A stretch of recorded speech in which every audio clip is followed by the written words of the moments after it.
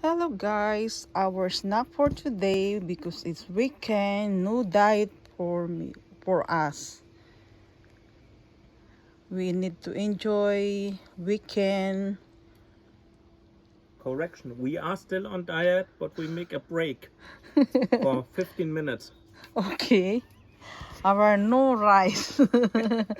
And we have ice, salted caramel brownies, and with behind this honey, I forgot the name. Kiwi?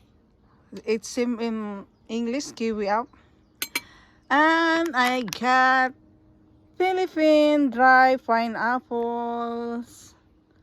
Made in Philippines, natural, delicious, dried pineapples.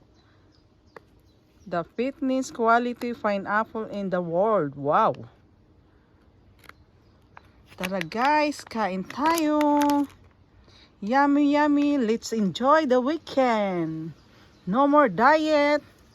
No diet. Just enjoy. Only a 15 minutes break. For 15 minutes break.